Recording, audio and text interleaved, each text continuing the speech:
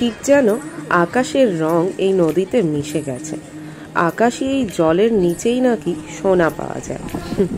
তা আমি নই, এখানে স্থানীয়দের কাছ থেকে শোনা। তা সে যাই হোক, সোনা হোক বা হিরে মানিক্য, তা নিয়ে আমার মাথা ব্যথা নেই। আমি এমনি এই নদীর সৌন্দর্যের প্রেমে পড়েছি, কারণ ইনি হলেন গোমতী দেবী, যার কাছে স্বয়ং শ্রীকৃষ্ণ প্রতিদিন ধরা দিতে আসেন।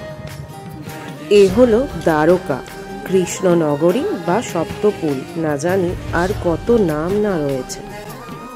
এইরূপ জলের মায়ায় নিজেকে আর আটকে রাখতে পারলাম না।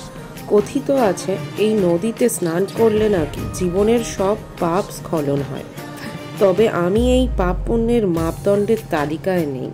ওই যে আগেই বললাম, আমি এমনিই প্রকৃতির প্রেমে মুগ্ধ। তবে এ কি, জল কোথায়? স্নানের জন্য প্রস্তুত হয়ে আসতে কি তবে একটু বেশি দেরি করে ফেললাম? নদীর জল গেল কোথায়? আসলেই চমৎকার, তাই না? চমৎকারই বটে। এখন ভাটার সময় চলছে, তাই জল না থাকাটাই স্বাভাবিক। তবে এরকম দৃশ্য এই প্রথম দেখছি।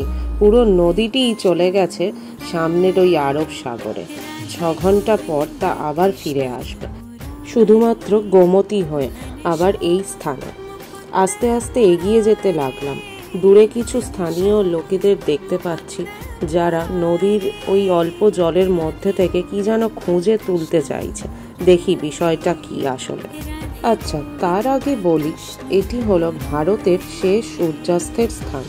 মানে এই দ্বারকাতেই সব শেষে সূর্যাস্ত হয়। ঘড়িতে তখন বাজছিল সন্ধে 7টা, কিন্তু দিনের আলো দেখে তা বোঝার উপায় ছিল না। আমার পিছনে রয়েছে সুদামা সেতু, আর বাঁদিকে দেখা যাচ্ছে দ্বারকাধীশ মন্দির, যেখানে স্বয়ং দ্বারকাধিপতি বিরাজমান।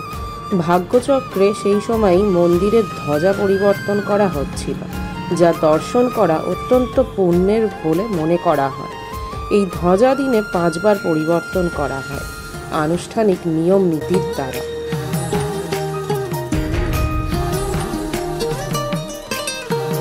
আচ্ছা, তাহলে এবার যাব ওই লোকগুলো আসলে কি খুঁজছে জলের মধ্যে তা জানার জন্য।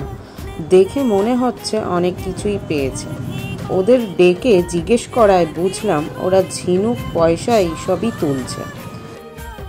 যেহেতু স্বর্ণপুরী বলা হয়, তাই অনেক আগে সোনা হয়তো বা পাওয়া যেত। যাই হোক, আমার কাছে এমন স্বর্ণ আভাময় বিকেলই যথেষ্ট। সামনে ওই দূরে দেখা যাচ্ছে আরব সাগর, গোমতী নদী যেখানে মিলে গেছে। কিছু পরেই তা আবার ফিরে আসবে এখানে। কি অদ্ভুত আর অকল্পনীয়। আসুন তাহলে গোমতীর জলে একটু আচমন করে নেওয়া যাক।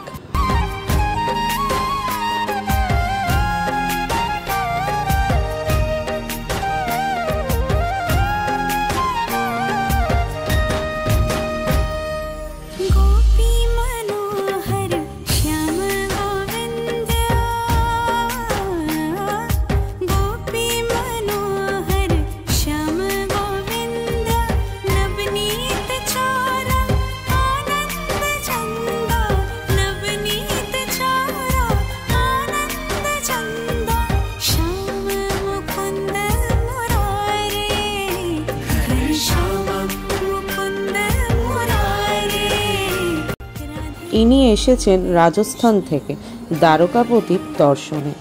একজন সাধারণ গৃহবধূ, আর অবশ্যই শ্রীকৃষ্ণের ভক্ত। এমন শ্রদ্ধালুদের কথায় আর ভালোবাসায় বোঝা যায় যে দ্বারকাধিপতি তাদের সবার হৃদয়ে কতখানি স্থান জুড়ে বসে আছেন। কৃষ্ণ